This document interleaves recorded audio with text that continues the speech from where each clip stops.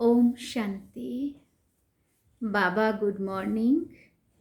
आज बाबा के 15 दिसंबर 2023 के महावाक्य हैं।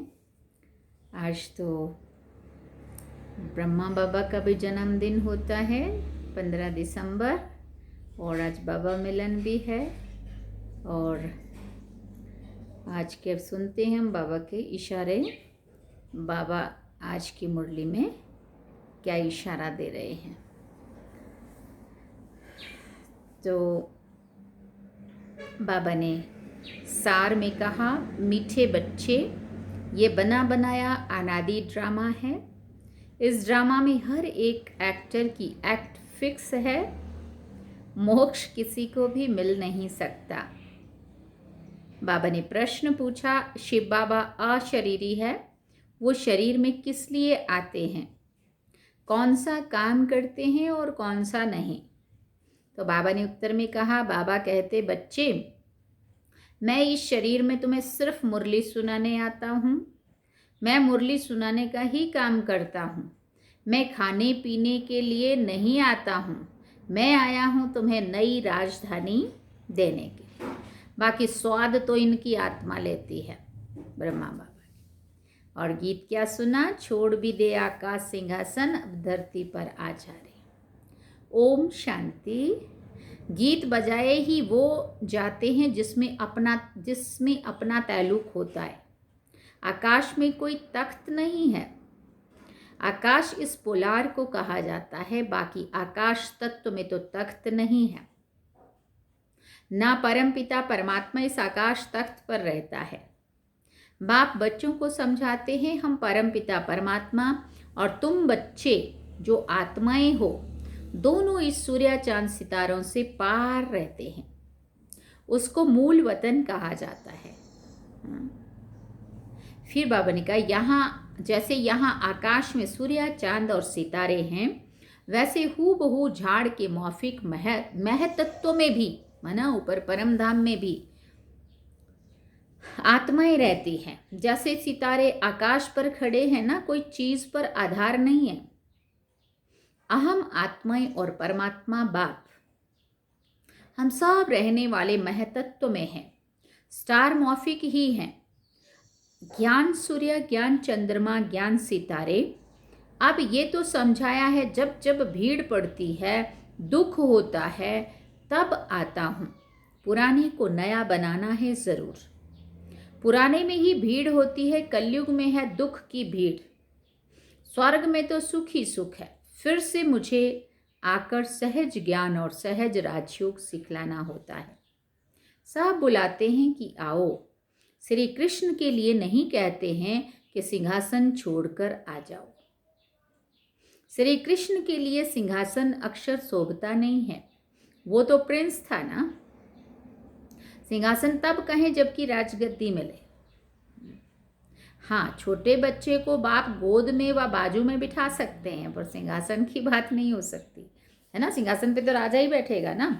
तो बाबा कहते, तो बाप समझाते हैं आत्माएं मूल वतन में स्टार मौफिक हैं, फिर वहाँ से नंबरवार आती रहती हैं। दिखाते हैं ना स्टार कैसे गिरते हैं। वहाँ से भी आत्माएं आकर सीधा गर्भ में जाती हैं। ये अच्छी रीति नोट करो। हर एक आत्मा को सतो रजो तमो से पास करना है। जैसे पहले लक्ष्मी नारायण आएंगे तो उनको सतो रजो अवस्था से पास होते पुनर्जन्म लेते लेते फिर तमो प्रधान अवस्था को पाना ही है। हर एक का ऐसे ऐसे है, वापिस जा नहीं सकते हैं। इब्राहिम बुद्ध आते हैं, उनको भी सतो रजो तमो से पास करना है। पुनर्जन्म लेना पड़ता है ना। फिर बाबा ने कहा द्वापर में धर्म स्थापक आते हैं, वहां से पुनर्जन्म शुरू होता है। फिर तमो प्रधान बनना है। अब उनकी सदगति कौन करे? सदगति दाता तो एक ही शिव है। कहते हैं सबकी सदगति करने मुझे आना पड़ता है। मेरे जैसा काम और कोई नहीं कर सकता। मैं देवी देवता धर्म का स्थापन करता हूँ, तुमको राजयोग सिखा रहा हूँ। तुमको राजयोग सिखा रहा हूँ। गति और सदगति दाता तो मैं ही हूँ। जब तुम प्योर बन जाते हो तो फिर मैं तुमको वापस ले जाता हूँ, तुम्हारी भी सदगति करता हूँ। तुम्हारे साथ जो अनेक धर्म वाले हैं उन धर्म स्थापकों सहित सबका उद्धार करता हूँ। तुमको ज्ञान से श्रृंगार कर स्वर्ग के मालिक लक्ष्मी अथवा नारायण को वरने के लायक बनाता हूँ। फिर तुमको वापिस ले जाता हूँ। सबको पहले मुक्ति धाम भेज देता हूँ। सबका सदगति दाता भी हूँ। दूसरे धर्म स्थापक जो आते हैं वो सदगति नहीं करते हैं, वो सिर्फ अपना धर्म स्थापन कर उनकी वृद्धि करने लग पड़ेंगे। अपने धर्म में पुनर्जन्म लेते सतो रजो तमो से पास करते होंगे, पास करेंगे। अभी सब तमो प्रधान है। अब इनको पावन सतो प्रधान कौन बनाए? बाप खुद बैठ बच्चों को समझाते हैं। भगवान आकर सबकी सदगति भी करते हैं, भारत को स्वर्ग भी बनाते हैं, जीवन मुक्ति के लिए राजयोग सिखाते हैं। इसलिए बाप की इतनी महिमा है। गीता है सर्वशास्त्रमयी शिरोमणि, परंतु श्री कृष्ण का नाम लिख देने से भगवान को भूल गए हैं। भगवान तो सबका सदगति दाता है, इसलिए गीता सब धर्म वालों के लिए धर्म शास्त्र है। इसको सबको इससे मानना पड़े। सदगति देने वाला बाबा ने कहा सदगति का शास्त्र और कोई है ही नहीं, सदगति देने वाला है ही एक, उनकी ही गीता है। तुम बच्चों को सदगति का ज्ञान दे रहे हैं। गीता में शिव का नाम होता है तो सब धर्म वालों का यह शास्त्र होता है। बाप सबको कहते हैं अपने को आत्मा समझ मेरे साथ योग लगाओ तो विक्रम विनाश होंगे और तुम मेरे धाम में आ जाएंगे। सब धर्म वालों की सदगति करने वाला भी मैं हूं। बाकी तो आते ही हैं अपना धर्म स्थापन करने। मनुष्य कहते हैं क्या मोक्ष नहीं मिलेगा? बहुत सारे लोग ऐसा पूछते हैं, क्या मोक्ष नहीं मिलेगा, मुक्ति नहीं मिलेगी? बाबा कहते हैं नहीं माना, क्यों नहीं मिलेगी?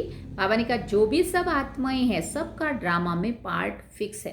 भले थोड़ी देर के लिए भी आना पड़ेगा, परंतु आना है ज़रूर। किसी की एक्ट बदल नहीं सकती है। हाँ, हर एक की एक्ट, पूरी एक्ट का अनादि ड्रामा बना हुआ है। ड्रामा अनादि है, उसका आदि मध्य अंत नहीं है। सृष्टि की आदि सत्युग को कहा जाता है और कलयुग अंत कलयुग को कहा जाता है। बाकी ड्रामा का आदि अंत नहीं है। ड्रामा कब बना ये नहीं कह सकते, ये प्रश्न नहीं उठ सकता। बाबा ने समझाया है कि और जो भी शास्त्र हैं उनसे हर एक ने आकर अपना धर्म स्थापन किया है, सदगति नहीं की है। उन्होंने तो धर्म स्थापन किया, उनके पीछे वृद्धि होती गई। कितनी कितनी गुह्य पॉइंट्स हैं। ऐसे लिखने जैसी नहीं, ऐसे लिखने माना निबंध लिखने जैसी है। यहाँ गपोड़े की बात नहीं है। हार जीत का ये ड्रामा है। सतयुग में परमात्मा को याद करने की दरकार नहीं है। परमात्मा को याद करें तो फिर ये बातें भी समझें कि हम ब्राह्मणों को उसने रचा है। तुमको तो सन्मुख बतलाते हैं कि मैं रचता हूँ। ये ब्राह्मणों की नई दुनिया है, संगम की। चोटी को तो कोई जानते नहीं है। विराट रूप बनाते हैं, उसमें देवता, क्षत्रिय, वैश्य, शूद्र दिखाते हैं। ब्राह्मणों को भूल गए हैं। सतयुग में देवताएं, कलयुग में शूद्र। संगम युगी ब्राह्मणों को जानते नहीं है। ये राज बाप आकर समझाते हैं। बाबा कहते हैं पवित्रता बिगर कभी धारणा नहीं हो सकती है। बाबा समझाते कितने ढेर वेद शास्त्र हैं, परिक्रमा दिलाते हैं। मंदिरों से चित्र निकाल परिक्रमा दिलाए, फिर वापस मंदिर में ले जाते हैं। बाबा अनुभवी है, शास्त्रों से गाड़ी भरकर परिक्रमा देते हैं। ऐसे ही फिर देवताओं के चित्र भी गाड़ी में रखकर परिक्रमा दिलाते हैं। यह सब है भक्ति मार्ग। फिर बाबा ने कहा तुम हो शिव शक्तियां, तुम सारे विश्व की सदगति करती हो, परंतु ये कोई नहीं जानते कि दिलवाड़ा मंदिर हूबहू इन्हों की यादगार है। ऐसे मंदिर कहीं नहीं है। जगदम्बा है, शिव बाबा भी है, शक्तियों का चबूतरा भी बना हुआ है। भक्ति मार्ग में फिर से ऐसे मंदिर बनेंगे, फिर विनाश होगा तो ये सब खत्म हो जाएगा। सतयुग में कोई मंदिर होता नहीं है। ये सब भक्ति मार्ग का विस्तार है। ज्ञान में तो चुप रहना है, एक शिव बाबा को याद करना है। शिव बाबा को भूल औरों को याद करेंगे तो अंत में फेल हो जाएंगे। फिर बाबा ने कहा फेल नहीं होना है। मनुष्य मरते हैं तो उनको कहते हैं राम राम कहो, परंतु ऐसे याद नहीं आता है। ऐसे याद आता नहीं है, फिर भी गाया जाता है अंतकाल जो नारायण सिमरे। बात अभी की है, अंतकाल जो नारायण सिमरे। बरोबर अब तुम समझते हो कि हम नारायण व लक्ष्मी को वरेंगे। ये बात पहले नहीं पता थी ना, तो ये बात बाबा ने आके समझाई। तो बाबा ने कहा स्वर्ग के लिए तैयार हो रहे हो। बाबा बिगर ये ज्ञान कोई दे नहीं सकते। ये बाबा भी कहते हैं कि अब हमको शिव बाबा ने बताया है। इनको शक्ति सेना व पांडव सेना कहा जाता है। पांडव नाम है महारथियों पर, शक्तियों की फिर शेर पर सवारी दिखाते हैं। तो बाबा कहते हैं जैसे कल्प पहले सहज राजयोग सिखाया था, हूबहू इसी प्रकार सिखा रहा हूं। जो भी एक्ट चलती है कल्प कल्प वही चलेगी, इसमें फर्क नहीं पड़ सकता। फिर कल्प कल्प ये पार्ट चलेगा। बाबा कहते हैं तुमको गुहिया बातें सुनाता हूँ, पीछे क्या होने वाला है सो तो फिर पीछे सुनाएंगे। बाद में क्या होने वाला है बाबा कहते हो फिर बाद में सुनाऊंगा। अभी सब सुना दूं तो क्या बस वापिस चला जाऊं? अगर सारा ज्ञान सुना के बाबा कहते अभी पूरा कर दूं तो क्या फिर मैं वापिस चला जाऊं? अंत तक नई पॉइंट्स सुनाते रहेंगे। हम गीता की महिमा बहुत करते हैं, परंतु उस गीता व महाभारत में तो हिंसक लड़ाई आदि दिखा दी है। अब लड़ाई तो है नहीं, तुम्हारी तो है योग बल की बात। अहिंसा का अर्थ कोई भी नहीं जानते, सिर्फ स्त्री को नरक का द्वार कह दिया है। वास्तव में नरक का द्वार तो दोनों है। अब उनको फिर स्वर्ग का द्वार कौन बनावे? तो वो तो भगवान की ही ताकत है। ये गीत बाबा ने बनवाए हैं, फिर बनाने वालों ने कोई ठीक बनाया है, कोई ने रॉन्ग बनाया है, मिक्स कर दिया है। रात के राही थक मत जाना, सुबह की मंजिल दूर नहीं, ऐसे ऐसे गीत मैंने बनवाए हैं। ऐसे ऐसे गीत बाबा के तो मैंने बनवाए हैं, उनको टच कराया है और उन्होंने वही वही लिखा है, वही वही गाया है ना। इसलिए बाबा कहते तो यहाँ की बातें और है। गौशाला भी है, वनवास भी है, परंतु अर्थ नहीं समझते हैं। हमने किसी को भगाया क्या? किसी को कभी कहा था कि तुम कराची में चले आना? पूछो इन शक्तियों से। ये ड्रामा में पार्ट था, जिन पर सितम हुए तो चले आए। तो राइट क्या है वो बैठ बाबा बतलाते हैं। शास्त्रों में तो जो लिखा है वो सब है भक्ति मार्ग। उनसे तो मेरे से मिल नहीं सकते, मेरे पास आ नहीं सकते। फिर बाबा ने कहा मुझे तो गाइड बन यहाँ आना पड़ता है। कहते हैं ऐसा तन क्यों नहीं लिया जो गृहस्थी ना हो? अरे मुझे तो गृहस्थी के तन में ही आकर के उनको ज्ञान देना है। उनके ही 84 जन्म बताता हूं तो कितनी गुहिया बातें हैं। ये नए धर्म के लिए नई बातें हैं, नया ज्ञान भी नया है। बाबा कहते हैं कल्प में मैं ये ज्ञान सुनाता हूं और कोई ऐसे कभी नहीं कहेंगे कि मैं कल्प धर्म स्थापन करने आता हूं। लक्ष्मी नारायण दोनों नहीं कहेंगे कि हम फिर से राजाई करने आए हैं। वहां ये ज्ञान प्राय लोप हो जाता है। शास्त्र तो बाद में अनेक बना दिए हैं। हम ब्राह्मणों के लिए एक ही गीता है। धर्म की स्थापना करता हूं और सबकी सद्गति भी करता हूं। डबल काम हुआ ना। ब्राह्मणों की सद्गति भी करता हूं और धर्म की भी स्थापना करता हूं। अब हम जो सुनाते हैं वो राइट है या उन्हों का राइट है, सो तो तुम जानते हो।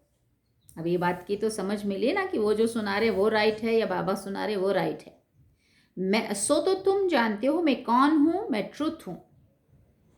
कौन कह रहे? शिव बाबा कह रहे मैं ट्रुथ हूं। तो महिमा तो वो लोग भी गाते हैं, सत्यम शिवम सुंदरम, सत्य ही शिव है, शिव ही सुंदर। लेकिन बाबा कहते जानते नहीं। मैं कोई वेद शास्त्र नहीं सुनाता हूं, भले इसने पढ़े तो बहुत हैं परंतु वो सुनाते थोड़ी हैं। ये तो शिव बाबा नई नई बातें सुनाते हैं। वो तो अशरीरी हैं, सिर्फ ये मुरली सुनाने का काम करने आते हैं, ना कि खाने पीने आते हैं।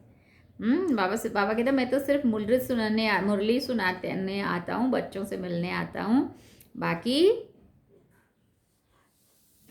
खाने पीने नहीं आते हैं। मैं तो आया ही हूँ तुम बच्चों को फिर से राजधानी देने।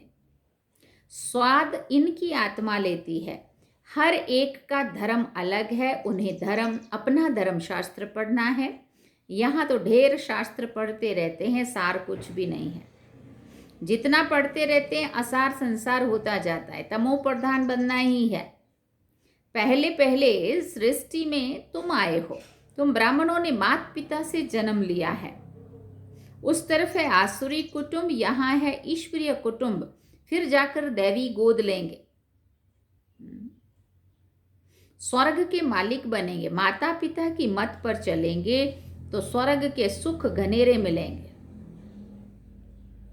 बाकी रुद्र ज्ञान यज्ञ में विघ्न तो जरूर पड़ेंगे। बाबा कहते हैं बच्चे, विकारों पर जीत पाने से ही तुम जगत जीत बन सकते हो। ऐसे थोड़ी शादी नहीं करेंगे तो कमजोर रह जाएंगे। सन्यासी पवित्र रहते हैं, फिर वो कितने मोटे तंदुरुस्त रहते हैं। यहाँ तो ब्रेन का काम है, मेहनत है। दधीची ऋषि का मिसाल है ना। सन्यासियों को तो बहुत माल मिलता है, बाबा खुद बहुत माल खिलाते थे। कितने गुरु किए थे बाबा ने, जानते हैं ना हम सभी। यहाँ तो बहुत परहेज रखनी पड़ती है। अच्छा, मीठे मीठे सिकेलदे बच्चों प्रति माता पिता बाप दादा का याद प्यार और गुड मॉर्निंग। रूहानी बाप की रूहानी बच्चों को नमस्ते। हम रूहानी बच्चों की रूहानी माता पिता बाप दादा को दिलवा जान सिकवा प्रेम से याद प्यार गुड मॉर्निंग नमस्ते। थैंक यू बाबा, शुक्रिया बाबा। अवधारणा के लिए मुख्य सार है। पहला पॉइंट, ज्ञान की अच्छी धारणा के लिए पवित्रता के व्रत को अपनाना है। अंतकाल है, इसलिए ऐसा अभ्यास करना है जो एक बाप के सिवाय और कोई भी याद ना आए। दूसरी बात, दधीची ऋषि मिसल, सेवा करते विकारों पर विजय प्राप्त कर जगत जीत बनना है। वरदान में बाबा ने कहा, समय की रफ्तार प्रमाण सर्व प्राप्तियों से भरपूर रह, मायाजीत बनने वाले तीव्र पुरुषार्थी भव। समय की रफ्तार प्रमाण सर्व प्राप्तियों से भरपूर रहे, मायाजीत बनने वाले तीव्र पुरुषार्थी भव। बाप दादा ने जो भी प्राप्तियां कराई हैं, उन सर्व प्राप्तियों को स्वयं में जमा कर भरपूर रहो, कोई भी कमी ना रहे। जहाँ भरपूरता में कमी है वहाँ माया हिलाती है। मायाजीत बनने का सहज साधन है सदा प्राप्तियों से भरपूर रहना। कोई एक भी प्राप्ति से वंचित नहीं रहो, सर्व प्राप्तियां हो। समय की रफ्तार प्रमाण कोई भी समय कुछ भी हो सकता है, इसलिए तीव्र पुरुषार्थी बन, अभी से भरपूर बनो। अब नहीं तो कभी नहीं।